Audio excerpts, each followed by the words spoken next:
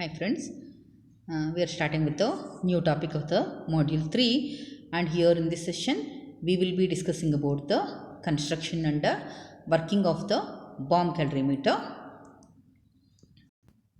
In the last class we have discussed about the fuels, their classification, and also the calorific value and types of calorific value. Next topic is the determination of the calorific value of the solid or a liquid fuel by using a bomb calorimeter. Okay, you know what is calorific value. It is the amount of heat liberated when unit quantity of the fuel is burnt in excess of, in presence of, or in excess of air or oxygen.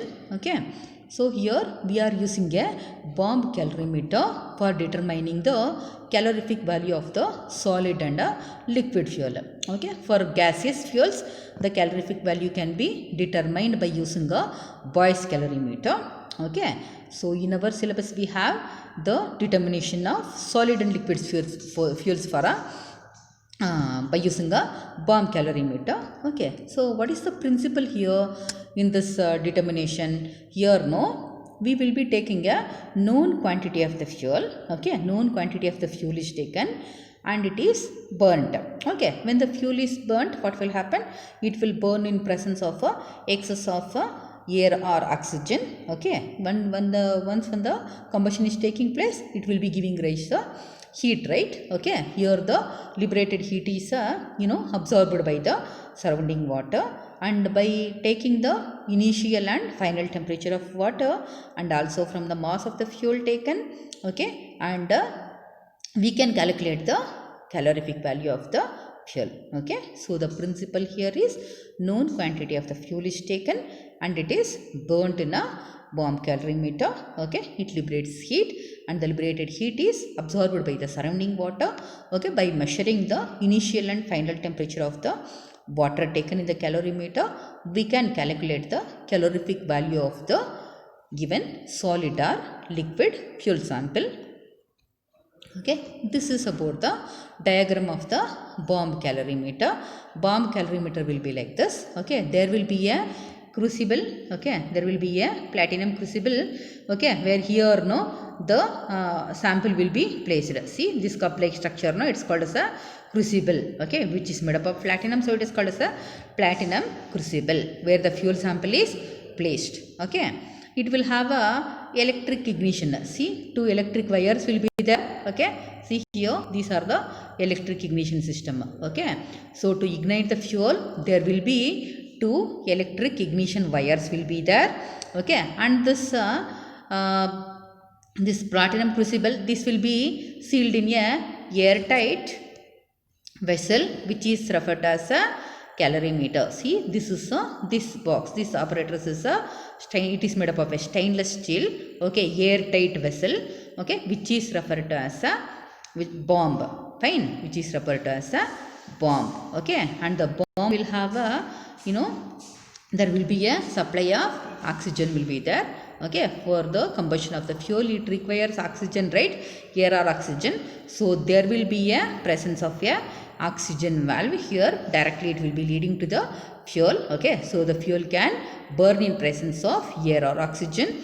This complete setup, okay, this complete setup, that is a stainless steel bomb, is it will be covered with a copper vessel. See, this copper vessel is called as a calorimeter, copper calorimeter. Okay, the stainless steel bomb is completely covered with a copper vessel which is called as a copper calorimeter. In this copper calorimeter we can take a known quantity of water. See, water is filled, the blue color one. Okay, so we can take known quantity of the water in the calorimeter. Fine, and the calorimeter also consists of a thermometer. Okay, there will be a thermometer to measure the initial and final temperature of water, and it also will be consisting of a stirrer, okay, to spread the heat constantly to overall overall calorimeter there will be a presence of a stirrer. Okay, fine. So the calorimeter consists of a thermometer and a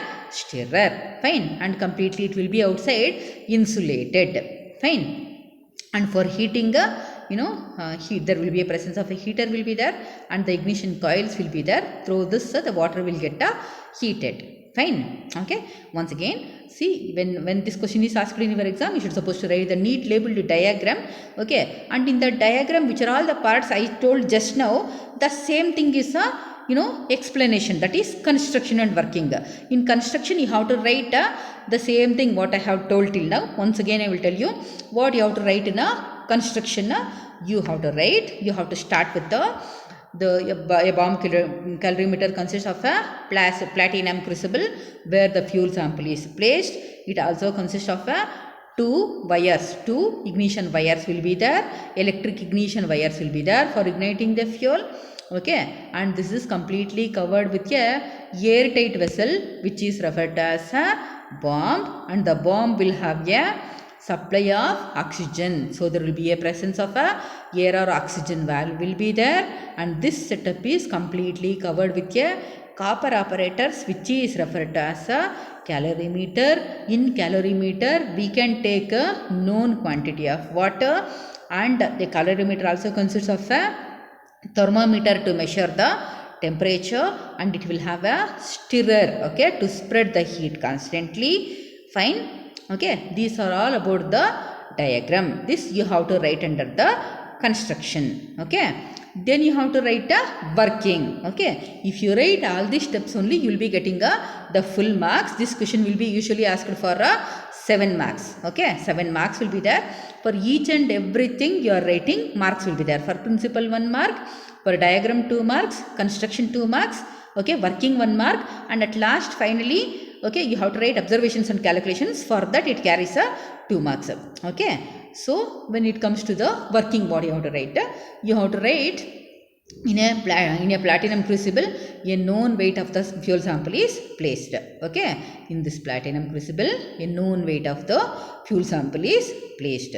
Okay, and it is ignited by using the electric ignition wires. Okay, in presence of the air or oxygen, combustion takes place. Okay, combustion takes place. Okay, so when the combustion takes place, heat is liberated, and the liberated heat is absorbed by the surrounding water. The liberated heat is absorbed by the surrounding water. Okay, so the water will get heated. Okay, by absorbing the heat liberated, what happens? The water will get heated. Fine. And then by measuring the initial and final temperature of the water taken in the calorimeter, we can calculate the calorific value of the fuel. Okay, once again I repeat what and all you have to write here. In the platinum crucible, the fuel sample is placed and it is ignited by using the electric ignition arc system. Okay, in presence of air or oxygen, combustion takes place. Okay, and liberates heat, and the liberated heat is absorbed by the surrounding water, and the water gets heated. By measuring the initial and final temperature of the water, we can calculate the calorific value of the fuel sample taken in the crucible. Fine. So let us see how it happens. I already discussed about the construction and working. I explained. Fine. So coming to the observations and calculations. This is a important part of the answer, friends. You have to write in the same way. So it's everything, all the steps is given here. If you write completely this, you will be getting 2 marks. Okay. So what you have to start with? You have to start with the mass of the fuel taken. Okay. How much fuel is taken? That is expressed as M. Okay. M is the mass of fuel taken, and weight of the water taken in the calorimeter. I told you, right? In calorimeter, known amount of the water can be filled, right? That is W1. Water equivalent of calorimeter is W2. Okay. And the initial temperature of water is T1 degree centigrades, and final temperature of the water is T2 degree centigrades. Fine. Okay, then GCV is written as how can we calculate the GCV? GCV is equal to T2 minus T1 into W1 plus W2 into 4.187 by M kilojoules per kg. And how can we calculate the NCV? NCV is equal to GCV minus latent heat of condensation or steam, okay, which is equal to 0.09 into percentage of hydrogen into 587, okay, calories per gram. When we convert that into the CGS, from CGS units to SI units, okay, you have to multiply by 4.187, okay, kilojoules per kg. Okay, directly you write once, NCV is equal to GCV minus 0.09 into percentage of the hydrogen into 587 into 4.187 kilojoules per kg. Okay, here no, I think you are clear with everything. Mass of fuel is m, water taken W1, final and initial temperature are T2 and T1. Okay, then what is this W2? What is water equivalent of calorimeter?